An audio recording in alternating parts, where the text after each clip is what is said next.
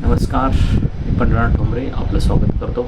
आपलं चॅनल नक्की सबस्क्राईब करा, शेअर करा, लाईक करा आणि आपली प्रतिक्रिया ही नक्की कळवा. गेल्या 2 दिवसापासून मनोज जरांगे पाटील यांच्या नेतृत्वाखाली मुंबई येथे मराठा समाजाचं आंदोलन सुरू आहे. मराठा समाजाचा OBCमध्ये समावेश करावा या मागणीसाठी हे आंदोलन आहे. मराठा समाजाचा आरक्षणाच्या लढ्यासाठी, आरक्षणाच्या मागणीसाठी गेल्या 45 वर्षापासून हा लढा सुरू आहे.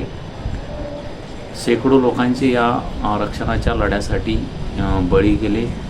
शेकडो मोर्चे लाखोच्या संख्येत गेल्या काही वर्षामध्ये आरक्षणाच्या मागणीसाठी काढले गेले. अनेक मराठा समाजातील मुख्यमंत्रीही राज्यात होऊन गेले, मात्र त्यांच्याही काळात मराठा समाजाला आरक्षण मिळालं नाही. मात्र दिवसेंदिवस मराठा समाजाची परिस्थिती खालवली गेली.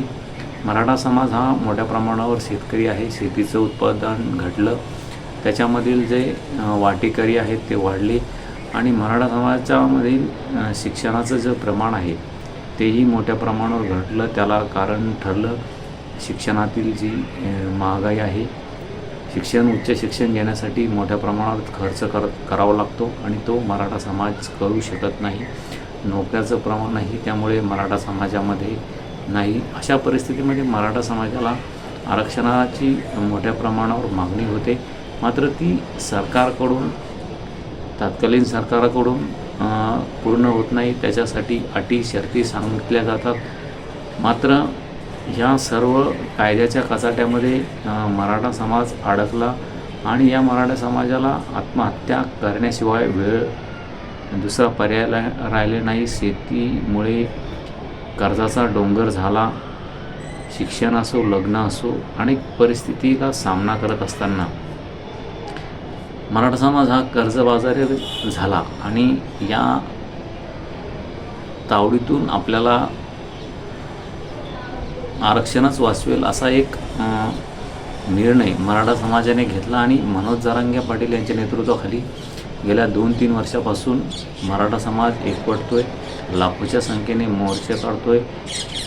2017-16 पासूनही लाखोच्या संख्येने मूक मोर्चे निघत आहेत. अनेक मोर्चे निघाले, मात्र वेळोवेळी आश्वासन दिलं गेलं, समिती नेमली गेली, मागासवर्गीय आयोगाचाही अभ्यास झाला, त्यावरही तोडगा निघाला नाही आणि मराठा समाजाला आरक्षण दिलं गेलं नाही. मात्र गेल्या 2 वर्षापासून पुन्हा एकदा मराठा समाज आपल्याला आरक्षणाच्या मुद्द्यावर आक्रमक झाल्याचं पाहावयास मिळालं. जरांगे पाटील यांनी अनेक वेळेस उपोषण केले, मात्र सरकारच्या आश्वासनामुळे मनोज जरांगे पाटील यांनी ही उपोषण मागे घेतली. मात्र यावेळेस मनोज जरांगे पाटील यांनी निर्णय घेतला आहे की आरक्षण घेतल्याशिवाय, आरक्षणाचा गुलाल मराठा समाजाच्या डोक्यावर पडल्याशिवाय मी माघार घेणार नाही. त्यासाठी त्यांनी 2 दिवसापासून मुंबई येथे आमरण उपोषण सुरू केलं आहे आणि त्याला खोडा घातला जातो आहे. शासनाकडून वेळोवेळी त्याची कोंडी केली जाते, मराठा समाजाची कोंडी केली जाते. हे गेल्या 2-3 दिवसात आपण बघतोयच. मात्र शासनाकडून आपण आरक्षण घेतल्याशिवाय राहणार नाही असा जो मनोज जरांगे पाटील यांचा विश्वास आहे, त्याला मराठा समाजही पाठिंबा देतो आहे. आता नुकतीच एका समितीनेही मनोज जरांगे पाटील यांच्याशी चर्चा केली, मात्र त्यावर मनोज जरांगे पाटील समाधानी नाहीत.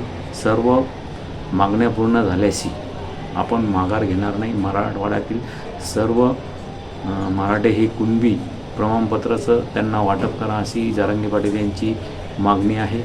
त्यात अनेक मागण्या आहेत, त्या आपण पूर्ण केल्याशिवाय तुम्हाला 13 महिने आम्ही दिले होते, त्यात तुम्ही वेळ काढला नाही, आता एकही घंटा मिळणार नाही असं आक्रमक रूप जरांगे पाटील यांनी घेतल्याचं आपल्याला दिसतं आहे. दुसरीकडे OBC समाजही या मराठा समाजाला OBCमध्ये घेण्यासाठी विरोध करतो. त्यांनीही नागपूर येथे साखळी उपोषण सुरू करण्याची तयारी केली. त्यामुळे आता मराठा समाजाचं हे आंदोलन काय वळण घेतं आहे, जरांगे पाटील यांच्या आंदोलनाला खोडा घातला जातो आहे हे आपण पाहतोयच आणि मराठा समाज आता आक्रमक झालेला आहे. तो माघार घेणार नाही अशीच परिस्थिती आहे. येणाऱ्या काळात आपल्याला दिसेलच की आता यातून सरकार कसं मार्ग काढते. आता सरकारची यामध्ये कोंडी झाल्याचे आपल्याला पाहावयास मिळतं. फडणवीस सरकार यामधून काय पर्याय काढतं आहे. मात्र मराठा समाजाला आता आरक्षण घेतल्याशिवाय मराठा समाज मागे घेणार नाही. कायद्याच्या घटना दुरुस्ती करा किंवा आणखीन काही पर्याय करा, मात्र आरक्षण द्या हीच मराठा समाजाची मागणी आहे. तुम्हीही तुमची प्रतिक्रिया नक्की कळवा की आता मराठा समाजाला आरक्षणाची गरज आहे आणि ते आता मिळेल का? समाजाचा संयम सुटला आहे का? आणि ते मराठा समाज आरक्षण घेतल्याशिवाय माघारी येणार नाही का? या संदर्भात आपली प्रतिक्रिया नक्की कळवा. धन्यवाद. थांबतो.